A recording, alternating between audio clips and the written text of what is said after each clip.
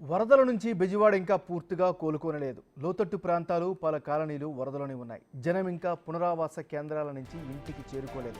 సహాయక చర్యలు కొనసాగుతున్నాయి. ఇంతలో మరో విపత్తు ముంచుకొచ్చింది. భారీ వర్షాలతో వరుణుడు నగరంపై విరుచుకుపడుతున్నాడు. ఉరుములు మెరుపులతో ఎడతెరిపి లేకుండా భారీ వానలు కురుస్తుండటంతో భయ ఆందోళన పరిస్థితి నెలకొంది.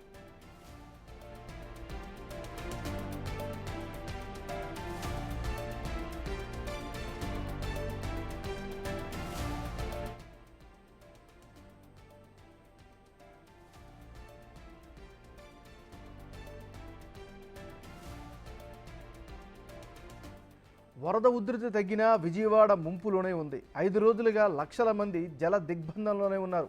వరదలో వెళ్తూ ప్రాణాల మీదకు తెచ్చుకుంటున్నారు. సింగనగర్ పరిస్థితి గురించి ప్రత్యేకంగా చెప్పనక్కర్లేదు. వరదల దాటికి మొత్తం మునిగిపోయింది. వందలాది వాహనాలు నీటిలో నానుతున్నాయి. చాలామంది ఇల్లు ఖాళీ చేసి కట్టుబట్టలతో బంధువుల ఇళ్లకు వెళ్ళిపోయారు.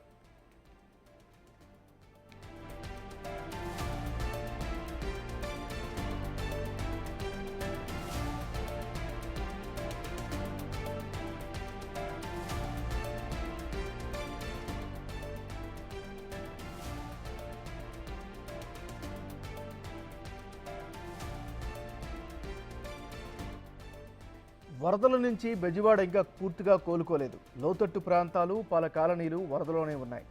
జనం ఇంకా పునరావాస కేంద్రాల నుంచి ఇంటికి చేరుకోలేదు. సహాయక చర్యలు కొనసాగుతున్నాయి.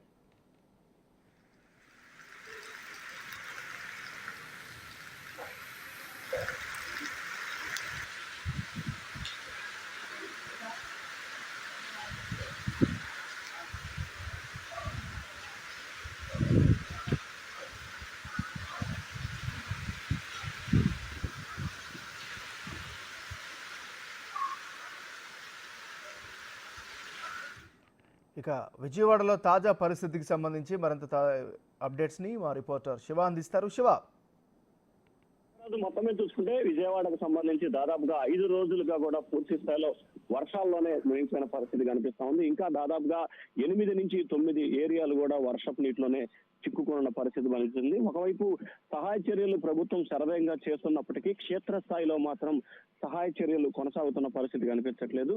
అందిన వారికే సహాయ చర్యలు అందుతున్నాయి. లోతట్టు ప్రాంతాలు, శివారు ప్రాంతాల వారికి మాత్రం ఇంకా సహాయ చర్యలు మాత్రం అందడంలో జాప్యం కొనసాగుతోంది. ఒకవైపు మంత్రులు, ఎమ్మెల్యేలు, ముఖ్యమంత్రులు స్వయంగా బాధితులకు సహాయ చర్యలు చేసే ప్రయత్నాలు చేస్తా ఉన్నారు.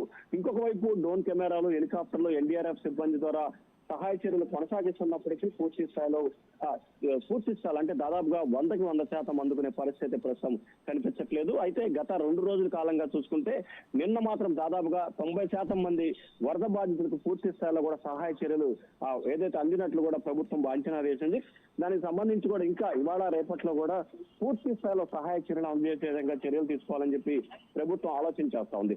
అలాగే ఎక్కడైతే సహాయ చర్యలు అందకుండా ఇంకా శివారు ప్రాంతాల్లో అలాగే వర్షపు నీటిలో ఉన్నారో వారందరినీ కూడా హెలికాప్టర్ సహాయంతో పునరావాస కేంద్రాలకి తీసుకురావాలని చెప్పి ప్రభుత్వం భావిస్తా ఉంది. ఈ రోజు వారందరినీ కూడా హెలికాప్టర్ సహాయంతో పూర్తి స్థాయిలో కూడా హెలికాప్టర్లు అలాగే ఎన్డీఆర్ఎఫ్ సిబ్బంది బోట్ల ద్వారా వారందరినీ కూడా పునరావాస కేంద్రానికి తరలించే ప్రయత్నాలు జరుగుతున్నాయి. ఎక్కడ ఎవరికి ఎటువంటి ఇబ్బంది లేకుండా ముఖ్యంగా మరణాల సంఖ్య తగ్గించే విధంగా కూడా కార్యాచరణ తీసుకోవాలని చెప్పి ప్రభుత్వం అయితే భావిస్తా ఉంది. మరొక వైపు విజయవాడకు సంబంధించి కూడా ప్రకాశం బ్యారేజీ పూర్తి స్థాయిలో అదుపులోకి వచ్చింది, సాధారణ స్థితికి వచ్చింది. దాదాపుగా 191,000 క్యూసెక్ల నీరు మాత్రమే ఇన్ఫ్లో అవుట్ఫ్లో ఉన్న పరిస్థితి కనిపించింది. ఇక ఇంకొక వైపు ఏదైతే విజయవాడని దాదాపుగా 6 రోజుల కాలంగా ఇబ్బంది పెడుతున్న బుడమనేరు వాగుకు సంబంధించి ఇంకా కొద్దిసేపటి నుంచి కూడా ఉధృతిగా ప్రవర్తిస్తున్నట్టు తెలుస్తా ఉంది. దీంతో ఆ ప్రాంతంలో ఉన్న దిగువ ప్రాంతంలో ఉన్న వారంతా కూడా కొంత ఆందోళన చెందుతున్న పరిస్థితి. మరొక వైపు నిన్న ఉదయం నుంచి మధ్యాహ్నం దాకా ఈ రోజు నిన్న అర్ధరాత్రి నుంచి కూడా ఇప్పటివరకు కూడా విజయవాడ ప్రాంతంలో భారీ స్థాయిలో కూడా వర్షాలు నమోదవుతున్నాయి. సో ఈ నేపథ్యంలో ఒకవైపు సహాయ చర్యలకు సంబంధించిన అంతరాయం ఏర్పడుతుంది. ఇంకొక వైపు బాధితులు ఎవరైతే ఉన్నారో వారు బతుకు జీవుడా అని చెప్తూ కూడా ఆందోళన అయోమయంలో పడ్డ పరిస్థితి కనిపిస్తోంది. సో ఓవరాల్ గా చూసుకుంటే విజయవాడకు సంబంధించి ఒక రకమైన విషాద సంఘటనగానే కనిపిస్తా ఉంది. దీన్ని పూర్తి స్థాయిలో కంట్రోల్ తీసుకొచ్చేందుకు ప్రభుత్వం ఎన్ని చర్యలు తీసుకుంటున్నా గానీ వాతావరణం ఏమాత్రం కూడా అనుకున్న సంబంధించలేదని చెప్పి కూడా మనం భావించాలి. కానీ దాదాపుగా 3 రోజుల క్రితం అయితే 2,07,000 మంది వరద బాధితులు ఇళ్లలో చిక్కుకున్న పరిస్థితి కనిపించింది. కానీ తాజాగా కేవలం అది మాత్రం 35,000కే చేరుకుంది. ఇది మాత్రం చాలా శుభ పరిణామం. కానీ మృతుల సంఖ్య మాత్రం ప్రస్తుతం గుంటూరు అంటే ఉమ్మడి గుంటూరు, ఉమ్మడి కృష్ణా జిల్లాలకు సంబంధించి దాదాపుగా 34 మంది చనిపోయినట్లు కూడా అధికారిక లెక్కలు చెప్తా ఉన్నాయి నాగరాజు. Thank you Shiva.